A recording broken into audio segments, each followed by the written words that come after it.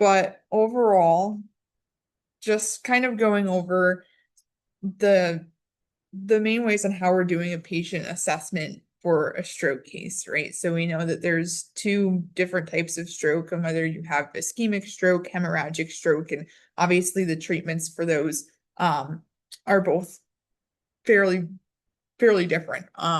It's just you're recording, right? Yes, I'm recording. Okay, I'm Yep. still checking. Okay.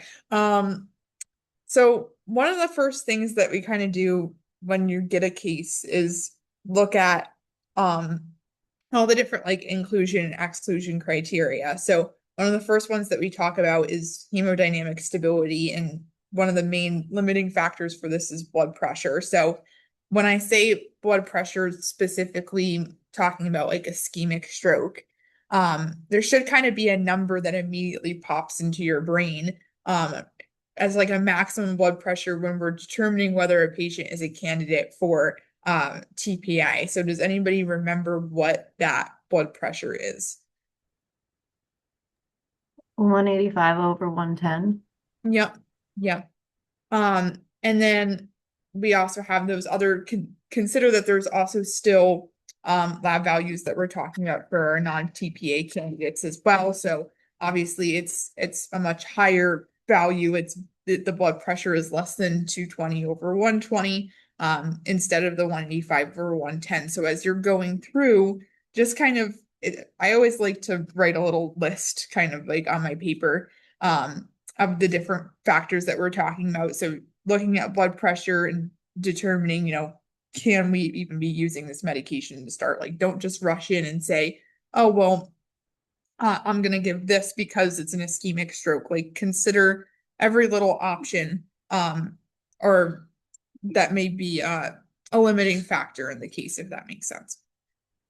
So there's kind of other ones that we talk about other than blood pressure are like blood glucose, which there's also a range for this. I don't know if you guys went over it in terms of when we treat if blood glucose is altered. There's kind of like a minimum and a maximum range for this, if you guys remember. If you guys remember from renal too, I don't know if they covered blood glucose and renal. It's kind of similar to like the normal range that you would expect. Yeah, it's not like anything. Our goals for people with diabetes, patients with diabetes. Excuse me.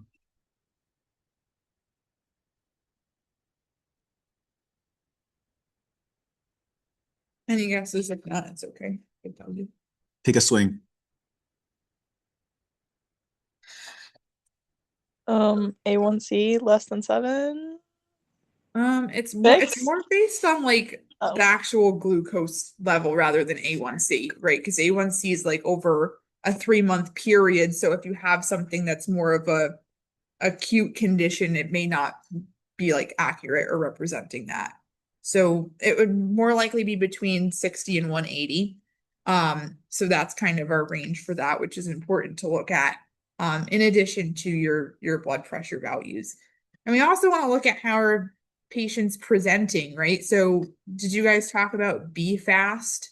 That's kind of like no, I think I see Alicia's face that she's like no. Um, well, it's something helpful for a case. I'll share it with you anyway. But it's different symptoms that um are associated with like signs and symptoms of a stroke. So is B stands for balance. So is the patient, um having trouble with like their gait, their walking. E stands for eyes. So are they experiencing any type of vision difficulty?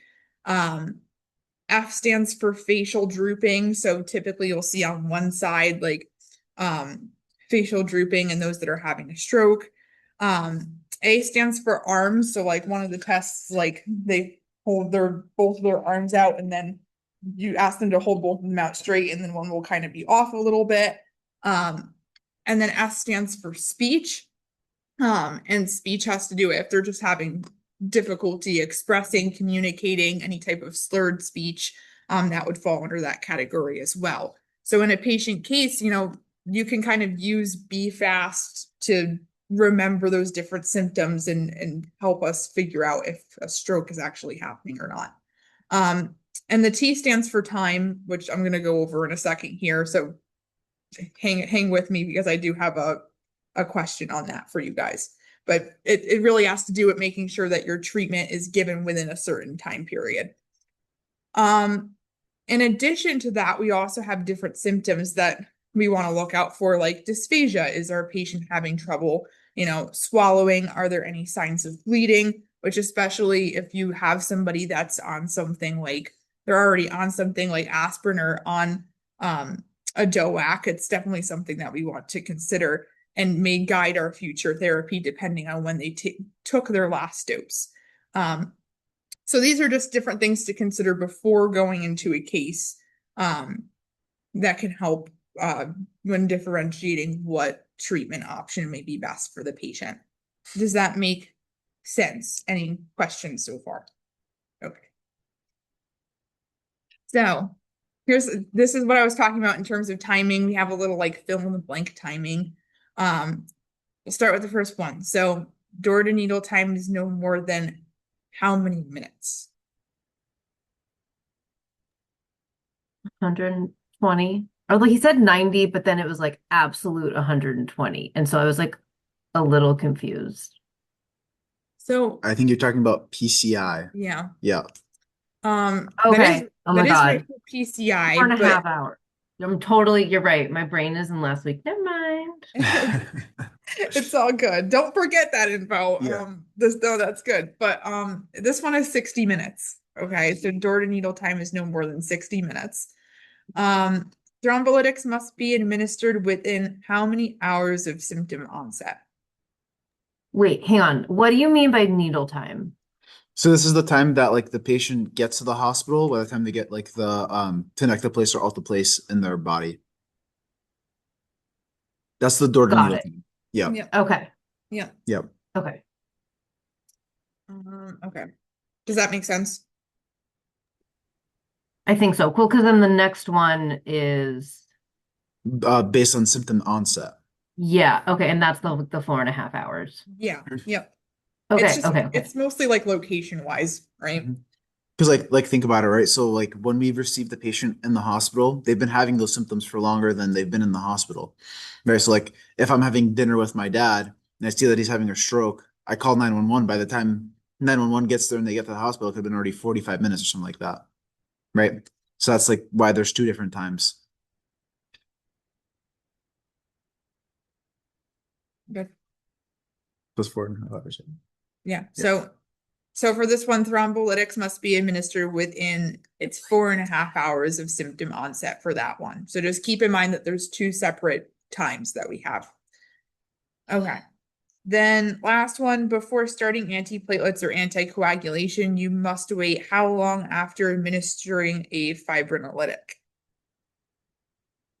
So there's things like our dual antiplatelet therapy, aspirin, DOACs, or whatever we choose, prasugrel, ticagrelor, clopidogrel.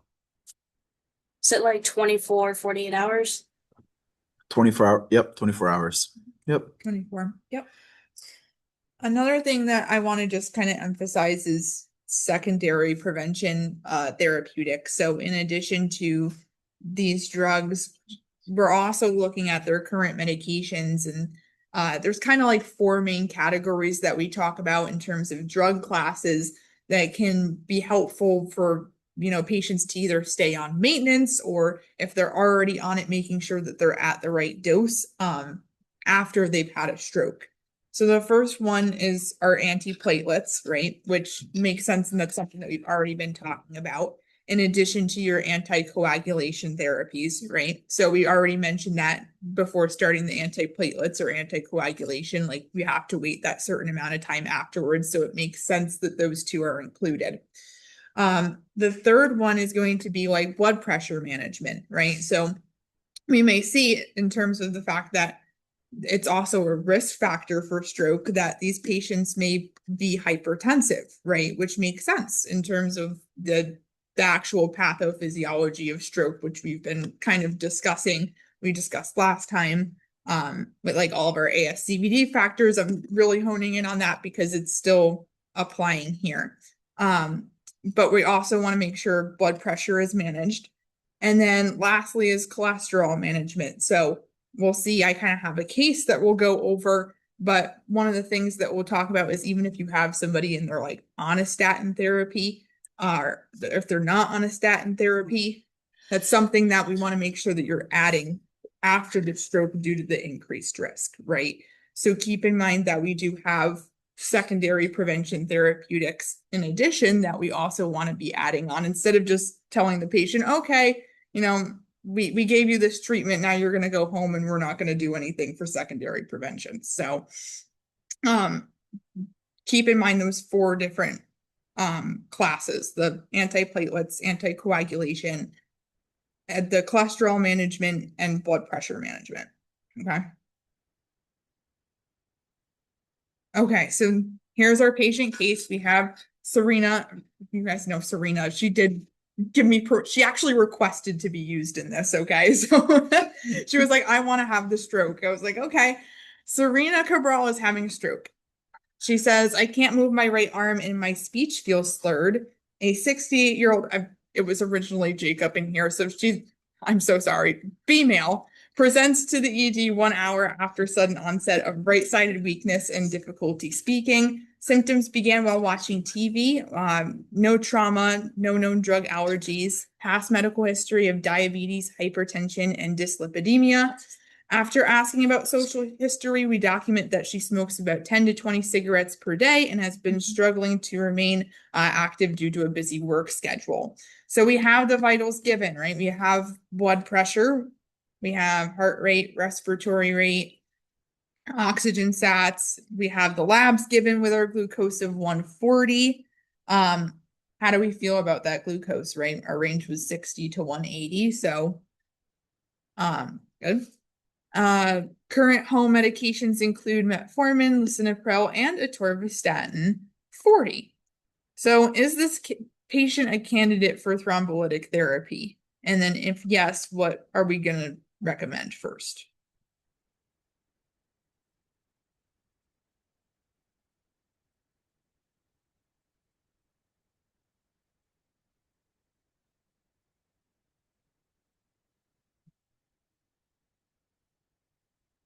Or kind of one thing that we can look at, like what are we looking at that's kind of telling us whether they're going to be a candidate for thrombolytic therapy, right?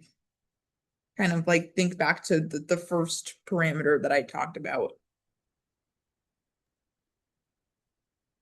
So they're like, we're looking at like their blood pressure, which is like under the limit, and their blood glucose is in range. I guess maybe first when it does say she's having a stroke, but is showing like the clinical signs of a stroke, so maybe that's important just to make sure. And then like for exclusions, we would be looking to see if she was on like any thrombin inhibitors, or had any like significant bleeding or trauma within the past recent times, 48 hours maybe. So it seems like she's a candidate. And it's within the time. It's within the 4.5 hours of symptom onset. Yeah, you hit all the major points really. So again, looking at the blood pressure, looking at the time.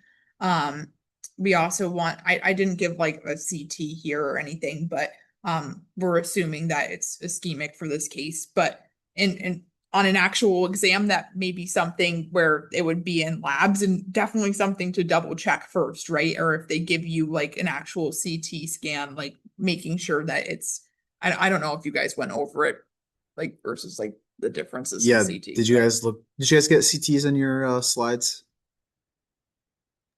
I I don't don't think think they that were in there, but he was just like, if it's bright, it's blood. If it's Yeah. dark, it's ischemic. Yeah. Yeah. So remember, never ever give thrombolytics to someone who's having a hemorrhagic stroke, because if they're bleeding in their brain, if you give them something that makes them bleed more, it's not not going to be good. good. Good. Yeah, not going to be good. Okay. But that was good. That you hit all the major points that I wanted to cover there. So perfect. For 2, we have kind of a recommended dose, which we know is weight-based for alteplase. Does anyone know what that weight-based dosing is?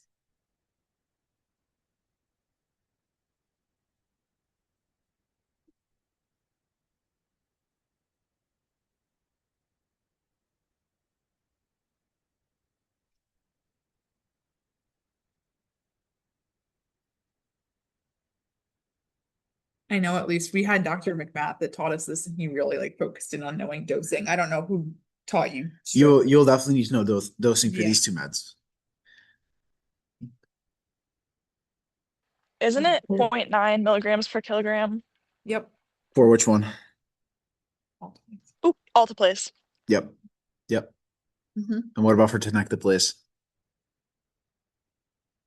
This one, the dosing is super easy for.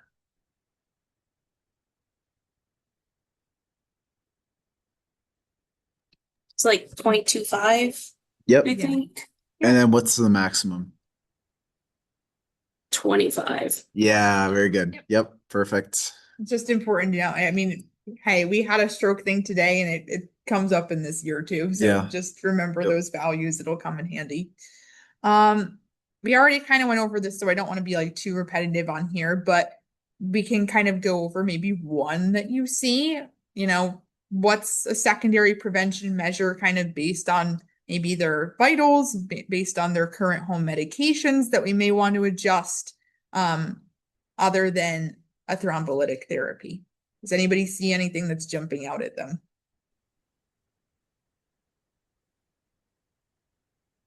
You could probably increase the torvastatin if you want to 80 and then maybe get an SGLT2 inhibitor. So that I don't know if we start the SGLT2 inhibitor, but we would definitely increase the atorvastatin to 40 milligram or to 80 milligrams, excuse me. Yeah. Right, because if anybody had a ASCVD event in the past, they always have the high intensity statin to help with the lipid management. Yeah. And then what's the goal for patients who had an ASCVD event? Like what would be the goal for their LDL?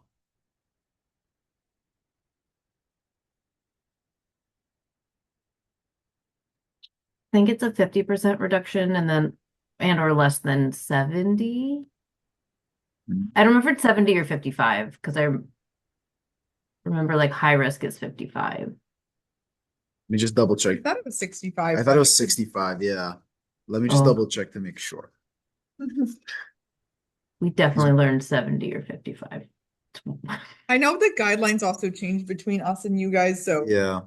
we had to do a It little. either goes like 100, then like less than 100, less than 70, less than 55. Yep. Mhm. I think it was therapeutic plan overview. While he's finding that. Um, risk factors for stroke, what are we thinking? Anything in their history that's jumping out at us? Hypertension, diabetes, Mm-hmm. smoking. There's a specific like heart rhythm, which I know it's not in this case, but it's important to know that also increases risk. And that's AFib. So keep in mind anybody that does have AFib, that is considered a risk factor for ischemic stroke. In addition to like little lifestyle things like poor diet, obesity, those obvious things that we may point out in a case. So I found the goal. The goal is less than 70. Okay. So not 55, less than 70. Perfect. Okay. I'll move over to. Is there anything else that we wanted to cover for? I think that's it. So let's go over just some stuff for ischemic stroke because we didn't really talk about it. So in ischemic stroke, right, we don't use thrombolytics because they will bleed out. Instead, we try to lower their blood pressure. See here. Do you mean hemorrhagic? What did I say? You said You ischemic. said Oh yeah, ischemic. I meant yeah, hemorrhagic. I'm sorry. Okay, cool. Yeah, I'm sorry. It's been a long week for us. So yeah, so hemorrhagic. We try to target a systolic blood pressure goal of less than or equal to 140. We try to, if the patient is on any like anticoagulants, we try to do anticoagulant reversal. So some antidotes to know is for warfarin, you can use vitamin K or the 4-PCC. And then if they use DOACs, they can use 4-PCC to reverse the to reverse the bleeding. So something also to keep in mind is the has blood score. If somebody has a has blood score of greater than 2, it's clinically relevant and they are at increased risk of bleeding. So I'm not sure if he's gonna give it to you, but I know last year we definitely had to calculate a has blood score at least once on the exam, unfortunately. Yeah. Um, so for blood pressure management, right? We want to have the goal of less than 140. And then the agents that we use is stuff like IV. Just get to that page. So it's going to be IV labetalol, nicardipine, clevidipine, and those are the agents that we're going to use. So yeah. Okay. So I know we kind of like went over like a little bit of a case. I know at least for us, like the majority of it was antiarrhythmics, which we're not, you guys, we are going to cover a little bit of that, but is there anything like before we kind of like move on, anything that we mentioned that like doesn't make sense that you want us to elaborate on, or a specific question about stroke that you want us to go back to? This is kind of like a lot of it is no like your abbreviations to help with remembering things like no has bled, all those things, because you will most likely have to calculate it if you covered it.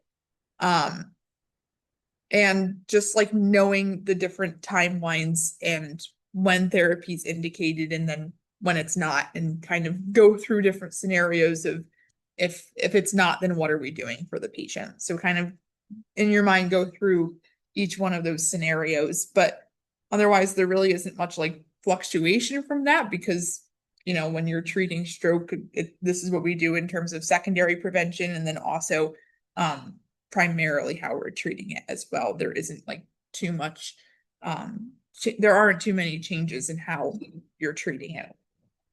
And kind of like how we were talking about last time, right? So this is an acute care setting, right? It's an acute issue, so it has to be done quickly. So it's done in a stepwise approach with certain exceptions. So as long as you know the stepwise approach, and then the special exceptions that apply, you'll be in good shape. So any questions on kind of like that stepwise approach? Yeah, any questions? So for somebody who is not a candidate for thrombolytic therapy, like, do you just skip to secondary prevention? Or like I thought he mentioned like, oh, you put him on aspirin and clopidogrel PO for like 21 days. Yeah, so that is, yep, so that's a chart. So let me pull it up here so I make sure that I tell you guys the correct information.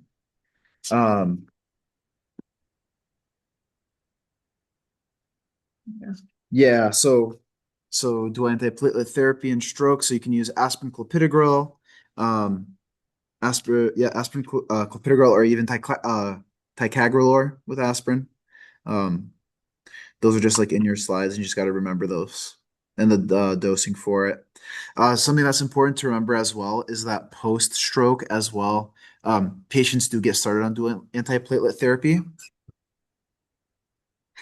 Yeah. But yes, it's not something that's what you would skip to. I believe it's like there's a certain slide in my chart, and it's like DAPT and ischemic stroke. So that would kind of be the next step in that stepwise. Yeah. Score from like 25 Anything yards. else?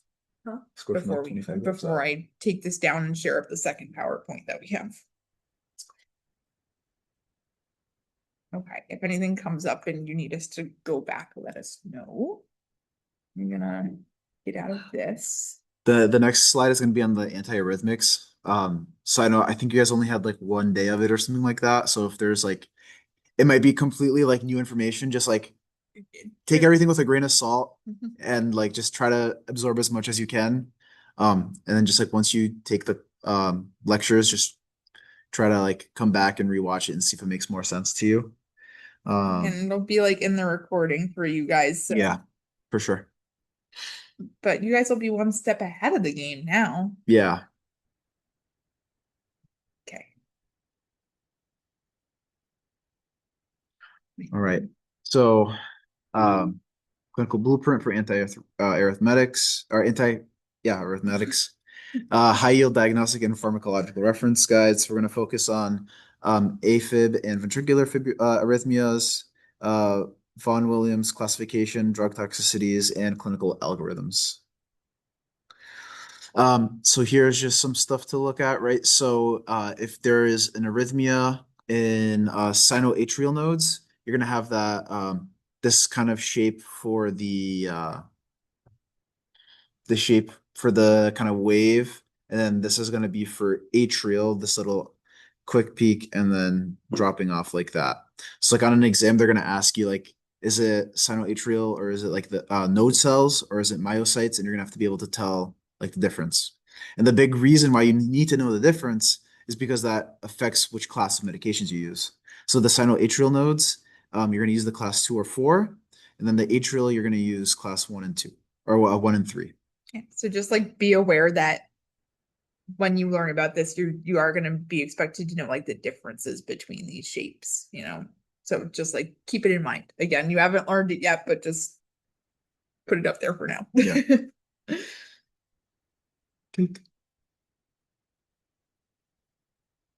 So with AFib management, and you balancing stroke and bleeding risk, right? So anytime you use a DOAC, so DOACs is where we're going to use for AFib.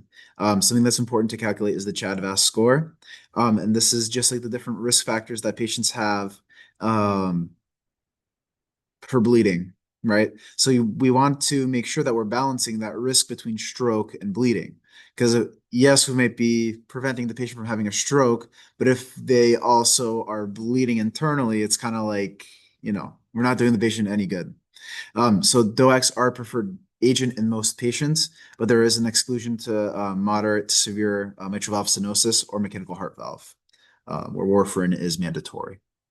And just like a little note, I believe the reason why that is, I think it's because DOACs haven't been studied in patients with mechanical heart valves, and warfarin has been. So it's just the clinical practice guideline to use warfarin instead of DOACs, even though DOACs might be effective. I'm pretty sure that's like a little like fun fact kind of thing. All right, so AFib management for rate and rhythm control. So for rate control, we leave the patient in AFib, but we want to control the ventricular response, right? So ventricular dysregulation is what we're really worried about because that's what's going to lead to torsades de poids. And once that happens, you can get to asystole, which is no good. So our target is a resting rate of 110, less than 110 beats per minute. And this is backed up by the AFFIRM trial. And we want to make sure that patients are hemodynamically stable, especially with older patients. So for rhythm control, we want to restore and maintain normal sinus rhythm. And then, and patients with HFrEF, recent studies have challenged the AFFIRM. With rhythm control, it's favored in patients with reduced ejection fraction heart failure. So here's kind of like a little chart for you guys. So patients that need acute ventricular rate control. So if they have no heart failure, we can use a beta blocker like metoprolol or a non-dihydropyridine calcium channel blocker like diltiazem and verapamil.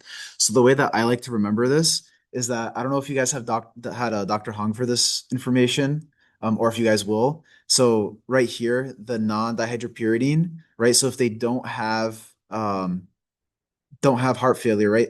There's no heart failure, and that O can also become like a little heart. I know Dr. Hong had like a slide, and anytime he put non-hydropyridines, it was like a little emoji of a heart, and he spelled non like that. Yeah. So in patients with stable heart failure and patients with HFrEF, IV beta blocker is recommended, and HFpEF, an IV non-dihydropyridine calcium channel blocker is recommended, and then the digoxin is effective for resting heart rate combined with beta blockers, but it's important to remember that the digoxin has a very narrow therapeutic window.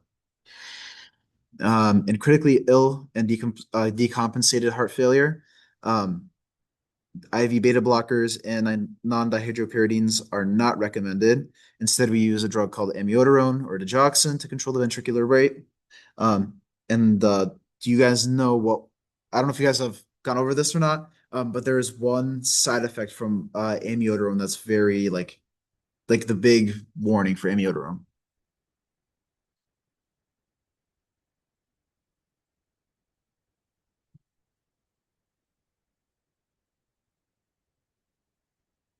No.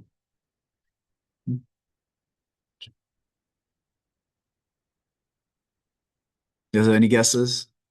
If not, it's okay. I don't know if you guys have covered it. So the side effect that we're really worried about with amiodarone is pulmonary fibrosis. So the tissue in the lungs becomes fibrotic, which is not good.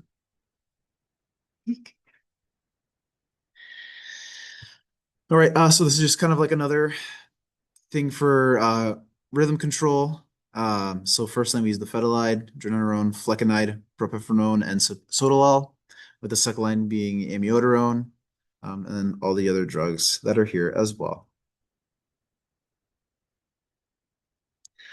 So in PSVT, the mechanism is the re-entry circuit involving the AV node. And the way that we kind of cure this is by catheter ablation. So what they do is they literally, so the heart can have like extra nodes, or nodes can be firing off inappropriately. So what they do is they cut open the patient and they do ablation, which they literally burn the nodes so they don't fire, which is actually, it's pretty cool. So instead of like having like all these random firings going on, which causes arrhythmias, they just like burn the node and it stops working. So in Wolff-Parkinson-White syndrome, there's a congenital accessory electrical pathway, which just means that there's an extra pathway somewhere that's causing electrical signaling to happen. And yeah, it's cool. We treat that with procainamide, butylide, and cardioversion. So something just to remember is that you guys will have to know like what these are when they cover them. He'll probably tell you that, but like you have to know like, oh, re-entry is PSVT, or congenital accessory like extra pathway is WPW. All right, so ventricular arrhythmias, escalation and management. So premature ventricular contractions are generally not life-threatening, and use of antiarrhythmic drugs is not recommended. So we kind of just want to avoid the use of our antiarrhythmic drugs. An acute ventricular tachycardia, and this is defined as 3 consecutive premature beats and greater than 100 beats per minute with wide QRS complex. Triggers for this can be stuff like ischemia, hypokalemia, hypomagnesemia, and digoxin toxicity, and presentation varies. And then secondary prevention, patients are resuscitated from hemodynamically significant VT or VF and are at high risk for sudden cardiac death. So I believe that VTAC is one of the shockable rhythms, right? Yeah, that's important to remember. Remember, you don't shock asystem, you shock VTAC. All right, so like I was talking about before, the Torsades de Poix clinical blueprint, just some interesting stuff about demographics, metabolic status, medication profiles that can cause it, and the hallmark. So the mechanism is delayed ventricular repolarization due to blocked potassium channels, and this creates multiple reentrant loops. And this requires defibrillation. And then we can also use IV magnesium sulfate, and that's the drug of choice. So we really don't want to use antiarrhythmic drugs that further prolong the repolarization process.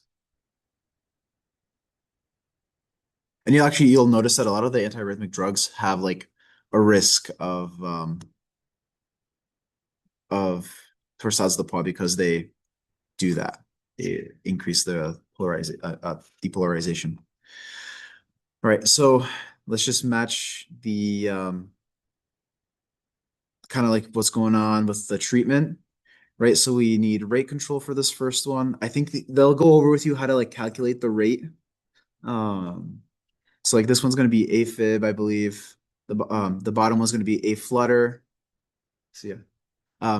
The bottom one is going to be VTAC, I believe, or VTAC, right? Which one? This one, the third one. Mhm. Yep. And the bottom one is going to be the torsades. And it just has the different things that you're going to do. So like once you guys are done with the class, I would come back to this slide and see if you can like name each one and what the intervention is going to be. Again, don't be like scared right now that this Yeah. all sounds crazy. Yeah. And if there's any intervention that differs from this to what Dr. McMath teaches, go with what Dr. McMath says. Yeah, Don't in go with case what he like says. guidelines changed for some reason. Yeah, just- because we were using our slides from last year. All right, so amiodarone toxicity.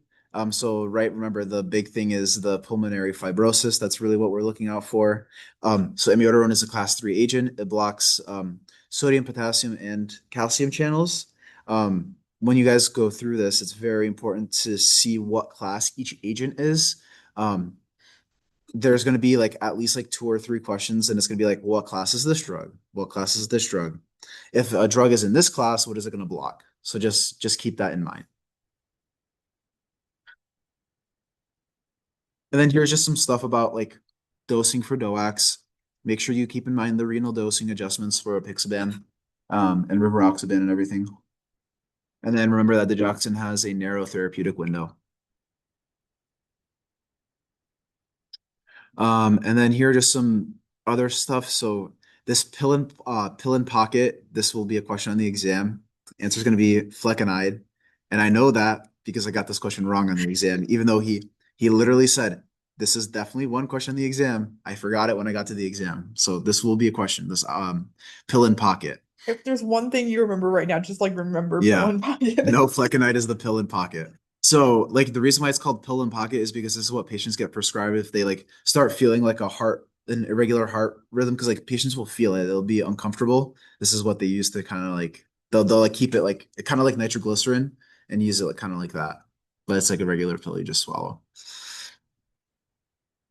All right, so absolute clinical contraindications. So WPW and AFib, no AV nodal blockers, and then gives examples because it triggers VFib. In decompensated heart failure, there's no IV beta blockers or non-dihydropyridine calcium channel blockers, no dronedarone, and we use amiodarone or digoxin. In patients with structural heart disease, there's no class 1C agents because they cause incessant monomorphic VTAC. So with prolonged QTC and torsades de poids, there's no class 1A or class 3 agents because they will exacerbate that. And valvular AFib, no DOACs. We must use warfarin because that's what the guidelines say. And so something cool to note is that like antiarrhythmic drugs are kind of like they're kind of being used less and less because there's other methods that are available to use these patients to like help these patients. So there's implantable cardioverter defibrillators that are being used, and it's kind of cool because these are replacing the antiarrhythmic drugs. And the reason why we don't want to use them is because of the risk of adverse events that might happen, kind of like the changing of the heart rhythm, and even like the pulmonary fibrosis that happens with amiodarone. And that's all we got for you guys. I know that was probably a lot. Yeah, sorry about the craziness of this review. This has been like an insane week for us, which I'm sure it's been crazy for you guys too. But I would suggest like we'll have this recorded and sent out. So obviously like come back to this. Again, it's probably like different language right now, but come back to it. I'll again, if you have any questions at all, like let us know. Yeah. It's Thursday right now, so we have more time compared to when the last review was, which was on a Saturday. So do let us know if anything comes up, and even for stroke too, like if you guys have questions now, Yep. let us know. But as always, we are here for whatever you need. You guys got this. How did the first exam go generally? How'd you guys feel about it? Good. Thumbs up, down, sideways. Good.